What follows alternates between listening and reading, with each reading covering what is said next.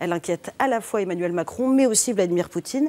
Est-ce que vous pouvez nous expliquer, Jean-Marc Roux, quel est l'intérêt pour les Turcs d'envoyer des mercenaires plutôt que de sa propre armée? On peut rappeler que l'armée turque, c'est la deuxième armée de l'OTAN, donc elle est assez conséquente. Pourquoi ce...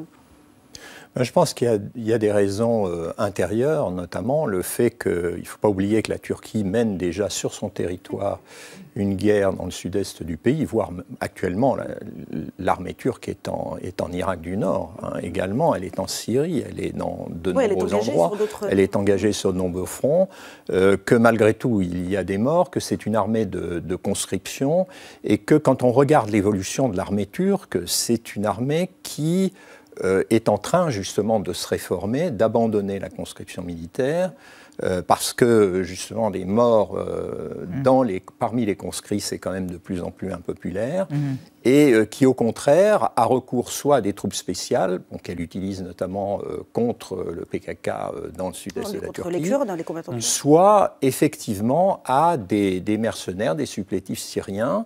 Il faut dire que la Turquie a formé abondamment à partir de 2013-2014 des Syriens parce qu'elle voulait finalement créer une opposition modérée, en quelque sorte islamique modérée dans le nord de la Syrie, distincte des djihadistes.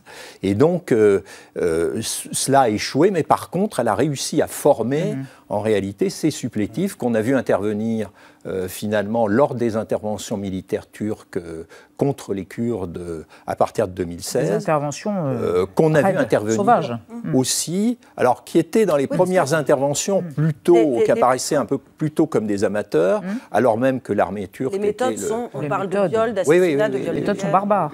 Mais on a bien vu finalement que sur des théâtres extérieurs, à partir du moment où il s'est agi d'intervenir en Libye, ce n'est pas directement l'armée turque qui est intervenue, où ce sont des techniciens de l'armée turque pour le maniement des drones, et ce sont déjà ces supplétifs qui sont intervenus. Justement, Jean-Marc, on va voir une carte qui nous montre ce qu'était l'Empire ottoman et ce que sont aujourd'hui les théâtres d'intervention des supplétifs de l'armée turque. Donc il y en a 4. Il y a donc la Libye, le Haut-Karabakh, la Syrie, et puis l'île de Castellorizo, excusez-moi Elisabeth. Donc, avec tout ça, Agnès Levallois, on prête à Erdogan une vision néo-ottomane. Est-ce qu'il l'a définie explicitement ou est-ce que ce sont les observateurs qui lui prêtent cette intention? Est-ce qu'il prononce des discours dans lesquels il dit « je suis le nouveau maître d'un nouvel empire ottoman » ?